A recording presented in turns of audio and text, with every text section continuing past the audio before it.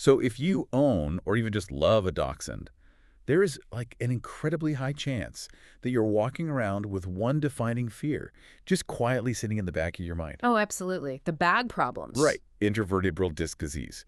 It is the absolute elephant in the room when it comes to this specific breed.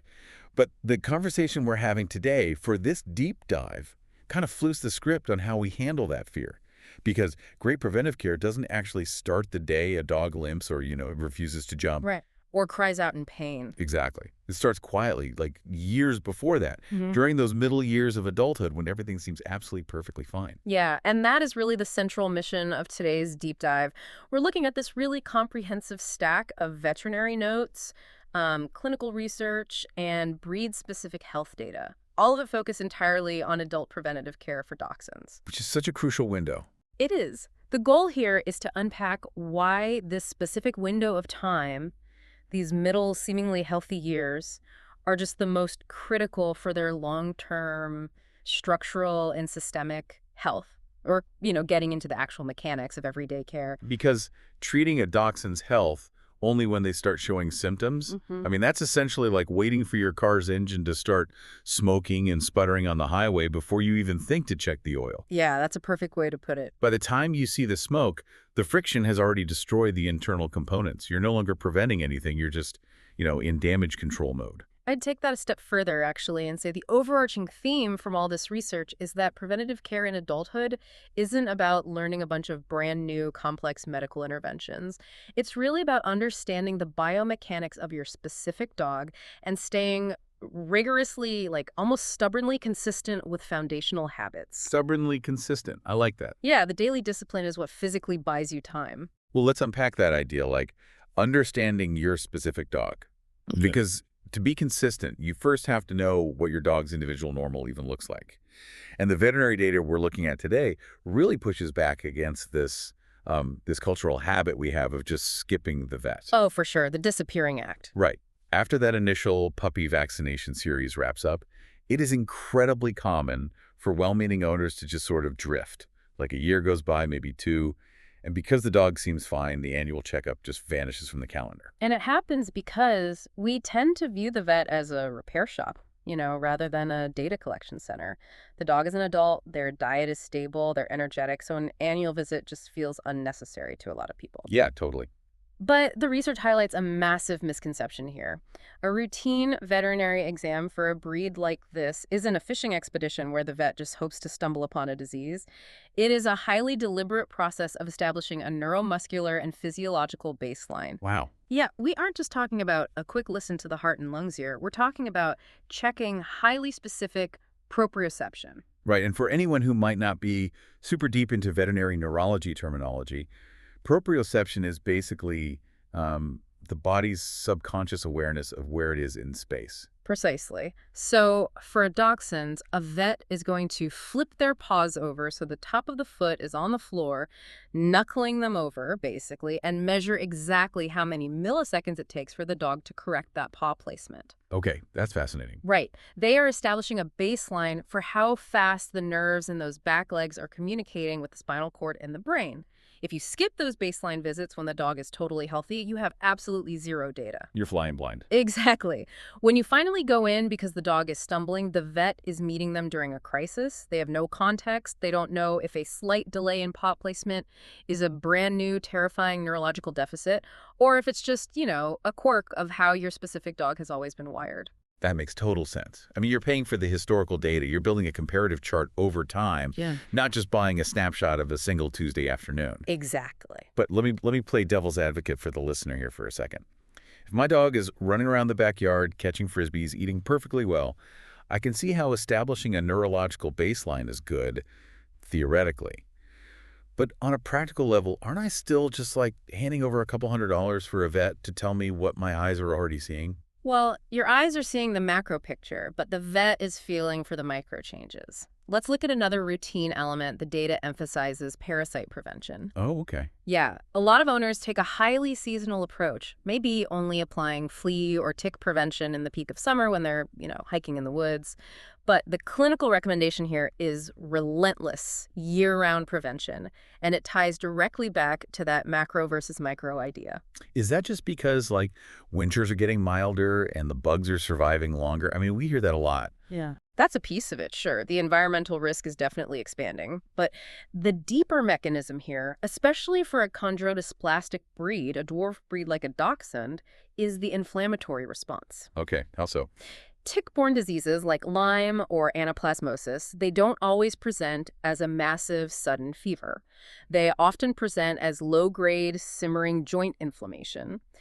If a dachshund has subtle inflammation in their joints from a tick bite in November that you missed, they're going to subconsciously alter their gait to avoid the discomfort. Oh, I see where this is going. If they change how they walk to protect a sore knee? The kinetic chain is disrupted, exactly. Wow. They alter their stride, which shifts the physical load directly onto the intervertebral discs in their spine. So an entirely preventable tick bite suddenly becomes the catalyst for asymmetrical mechanical stress on the back. That is why year-round prevention and baseline visits really matter. You're preventing the cascade of secondary issues. Okay, that kinetic chain concept that perfectly bridges us into the next massive topic in these notes. Yeah. Because if we're talking about mechanical stress on the spine, we absolutely have to talk about weight. And the research makes it abundantly clear.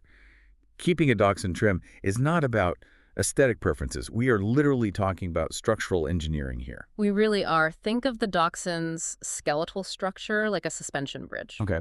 The front and back legs are the towers, and the long spine is the deck spanning the distance between them. Now, in a normal proportion dog, the distance between the towers is short, right? So the deck is incredibly stable. Right. But in a dachshund, that distance is hugely exaggerated. If you add excess weight to the middle of a suspension bridge, gravity creates this downward pulling force.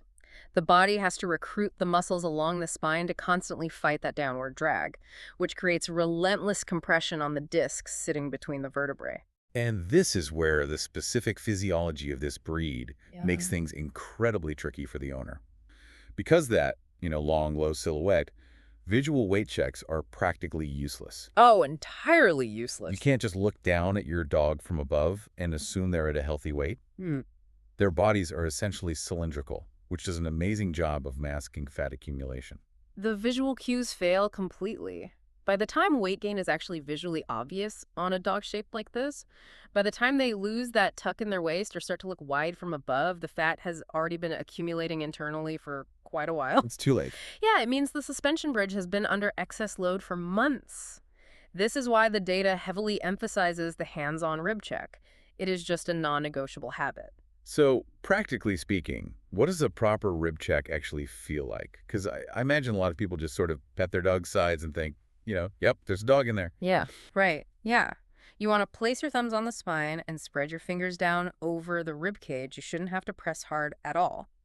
With very light pressure, you should be able to individually feel each rib, kind of similar to how it feels if you rub your fingers over the back of your own hand. Oh, that's a good benchmark. Yeah, if it feels like there's a layer of foam padding between your fingers and the ribs, or if you really have to push to feel the bone, the dog is carrying excess weight. It takes literal seconds. You can do it during a monthly nail trim or while you're just sitting on the floor watching TV with them. It's a brilliant tactile test because relying on a visual weight check for a dachshund, it's basically like trying to spot a slow leak in a really long pipe hidden behind drywall. Yes. Everything looks totally fine on the surface, but by the time you finally see the puddle creeping out onto the floor, the pipe has been leaking for 6 months and the structural damage to the house is already done.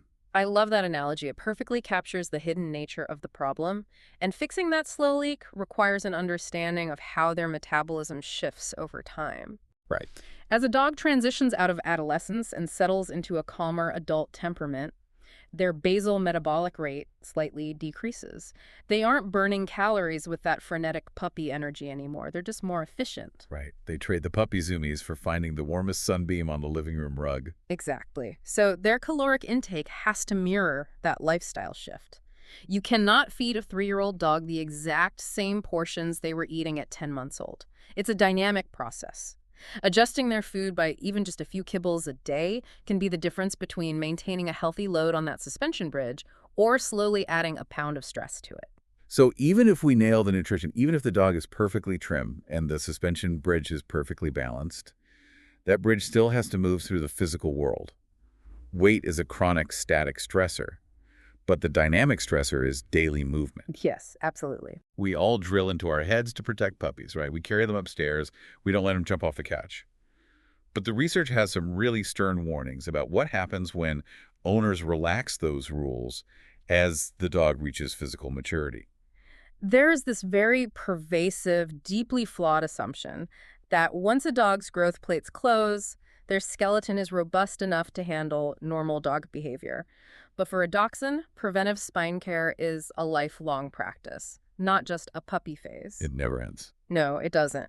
Using ramps for furniture, actively managing how they navigate stairs, and being meticulous about how you lift them, always supporting the chest and the hind end simultaneously to keep the spine level. These habits have to remain unbroken. It feels counterintuitive, though, to treat a fully grown, heavily muscled adult dog like they're fragile. We see them running at full speed and think they're indestructible. They are athletic, no doubt. But they are fighting physics. Let's look at jumping off a couch, for example. When a dachshund launches off a piece of furniture, gravity pulls them down. But when their front feet strike the floor, that downward momentum doesn't just stop. Right. The force travels up the front legs and creates this whiplash lever action effect right at the weakest points of the spine, usually the thoracolumbar junction right where the rib cage ends.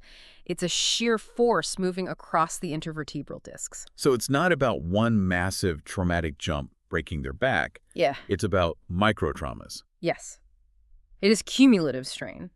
Every single time they launch off that high bed, they are creating microfissures in the outer ring of the spinal disc. Doing that 3 times a day over 5, 6, 7 years, it slowly degrades the structural integrity of that disc until one day a seemingly innocent movement causes catastrophic failure. Oh. The disc ruptures not because of the final jump, but because of the 1,000 jumps that preceded it. Which completely reframes how we need to view their daily activity. And actually, this ties into another fascinating concept in the notes, the role of exercise. We often think of restricting jumping as limiting their movement, but the research describes proper exercise almost like building a corset around the dog. It's a crucial distinction. Yeah. We aren't advocating for wrapping the dog in bubble wrap and making them completely sedentary. Sedentary dogs lose muscle mass. Right, which makes it worse. Exactly. Low-impact, spine-conscious activity, things like consistent walking on varied terrain or specialized core exercises like having them balance their front paws on a slight incline that's about actively building the muscular corset. Strong abdominal and epaxial muscles physically lift and stabilize the spine from the outside. The muscles take the brunt of the daily forces, protecting the vulnerable discs underneath. The interconnectedness of this is just wild to me. The diet keeps the weight off the bridge, and the exercise builds the cables to support it. That's it, exactly. But I have to pivot here, because while we're talking about all these structural habits, there was one deeply surprising detail in the source material that genuinely made me stop reading and do a double take. We know everyday monitoring matters, checking ears, eyes, coat, but the veterinary data specifically links overgrown toenails to spinal degradation. Ah, the pedicure revelation? Yes. It sounds absurd on its face, but it is pure biomechanics. When a dog's nails are allowed to grow too long, they physically make contact with the hard floor before the dog's paw pad fully bears weight. Because the floor doesn't yield, the overgrown nail pushes the toe upward. Wait, so by pushing the toe up, it's basically acting like a human being forced to wear poorly fitted high heels every single day. That is the perfect way to visualize it. When you wear high heels, your weight is thrown forward, and to compensate, you arch your lower back, changing the angle of your pelvis. In a dog, the upward pressure from the nail alters the angle of the metacarpal and metatarsal bones, the bones just above the toes. Okay, yeah. This flattens their pasterns, shifts their center of gravity backward, and changes how the weight is distributed all the way up through the shoulder and hip joints. And because we know the kinetic chain is connected, a shifted hip joint immediately alters the alignment of the spine while they're just, like, standing in the kitchen. Precisely. Over months and years, that unnatural posture creates chronic low-grade muscle fatigue and spinal strain. Trimming the nails to the point where they don't click on the floor isn't about saving your hardwood floors from scratches. It is literal, fundamental spinal care. It restores the natural angle of the foot, which protects the alignment of the back. My mind is completely blown by that. A simple millimeter of nail growth creates a ripple effect that damages the spine. And just as those overgrown nails are this quiet, hidden stressor, the research highlights other dangers developing right under the dog's nose that owners just completely miss. Which brings us to the silent progressions. We've talked about structural mechanics, but we have to look at systemic health. The biggest culprit highlighted across all these veterinary notes is dental decay. And frankly, dental disease is wildly underappreciated as a preventative topic. People treat it as a cosmetic issue, like bad breath or yellow teeth. Because it's hidden. It's not an iceberg. It's more like termite damage in a house. You look around the living room, and the paint looks great, the furniture is fine, but the foundation behind the walls is quietly rotting away. You can't see the danger until the floor literally caves in. The termite analogy is spot on. A dog can seem perfectly comfortable, happily crunching their kibble, playing with tug toys, while severe periodontal disease is aggressively destroying the bone below the gum line. And they just mask it. They do. But the danger isn't just tooth loss. The gums are highly vascular, they're filled with blood vessels. When there's chronic infection below the gum line, every time the dog chews, they're basically pumping oral bacteria directly into their bloodstream. And that bacteria doesn't just hang out in the blood. No, it travels. It specifically targets the filtering organs. Yeah. It lands in the kidneys, causing microscopic damage over time. It attaches to the mitral valve of the heart, leading to murmurs and heart disease. A dog with severe dental disease is living in a state of chronic systemic inflammation. Wow. That drains their energy, reduces their desire to exercise, which weakens the muscular corset we just talked about, which ultimately leaves the spine more vulnerable. It is all connected. Catching that decay during those baseline vet visits stops the domino effect. Okay, so the vet is checking the teeth and the nerve responses during the baseline visit. But the source material also puts a heavy burden on the owner for mobility monitoring at home. And the key word that kept flashing in the text was subtle. Yes. We aren't looking for a dog dragging its back legs. We are looking for a dog that hesitates for a half second at the top of the stairs. Or maybe they change how quickly they transition from lying down to standing up. But I have to push back on this on behalf of the listener. If my dog wakes up and is just slightly hesitating on the stairs, shouldn't I just give it a few days? Like maybe they slept funny, maybe they pulled a muscle in the yard. Why am I rushing to the vet, spending money, and panicking over a hesitation?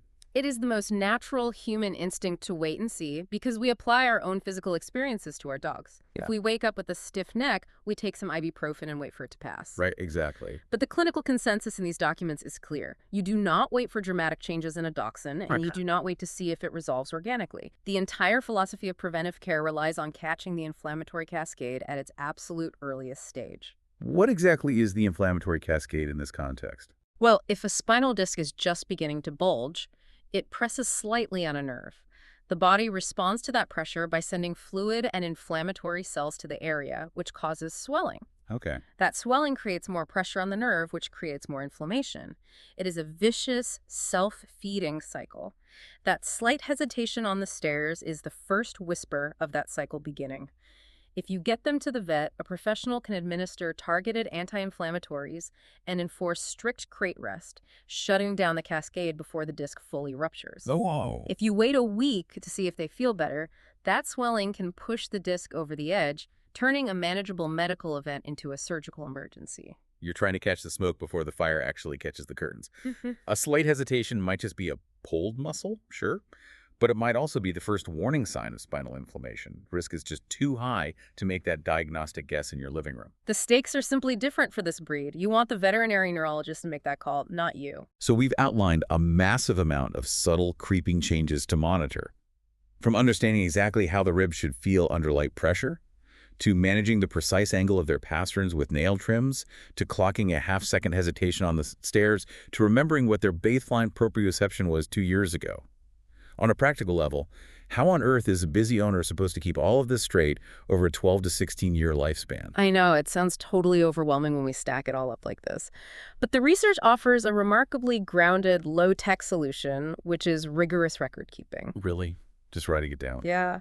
Accurate health tracking is presented not as a bonus activity for type A personalities, but as a fundamental diagnostic tool. Human memory is incredibly fallible. We blur timelines. We forget exactly when a behavioral shift started. Right. If a vet asks, when did the stare hesitation begin?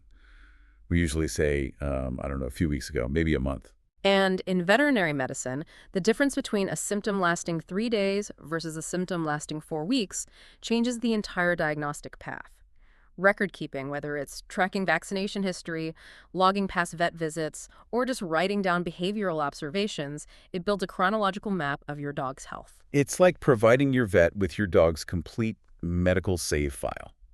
Like, if you have to go to an emergency clinic at 2 a.m. on a Sunday, that covering vet has never seen your dog's baseline. Never. If you can hand them a log that says, here's his normal weight, here's when he last had blood work, and he started hesitating on stairs exactly on Tuesday the 14th, Yeah. they don't have to guess. They can immediately start treating the issue based on facts. It removes the guesswork and builds a long-term partnership.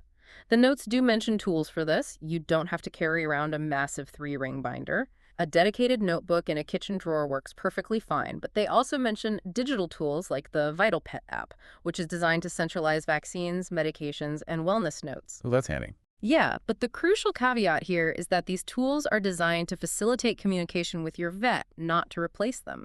The technology just ensures the data survives between visits. It empowers you to walk into the exam room as an informed advocate rather than just a passive observer. Yeah. So bringing this all together, adult preventive care for a dachshund relies on a deeply interconnected web of highly intentional habits.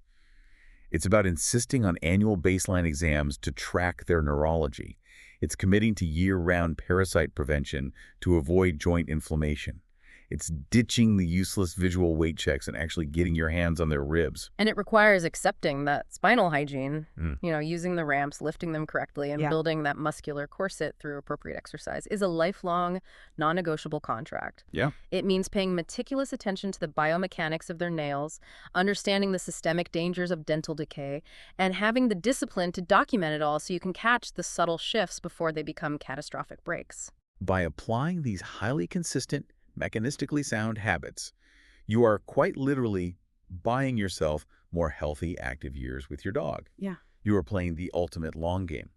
But there's a final thought here that I really want you, the listener, to mull over as we wrap up today. Everything we've discussed from this research makes it abundantly clear that dogs are absolute masters at masking their physical realities. Whether it's a slow-rolling systemic infection rotting away bone below the gum line, or chronic mounting spinal strain from micro-traumas over years of jumping off the couch, they hide it. They really do. And it really makes you wonder, if our dogs are adapting to their physical discomfort with such profound silence, what does that actually say about how we communicate with them? Are dogs just incredibly biologically stoic by nature, or have we humans just become so distracted by the macro that we've forgotten how to listen to their quiet, nonverbal cues until they have absolutely no choice left but to scream? It's a sobering question. We have been conditioned to only react to the diagnostic X-ray or the smoking engine.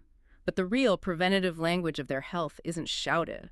It's spoken in whispers. Don't wait for the engine to smoke. Get your hands on their ribs, check the angle of their toes, pay attention to the whispers.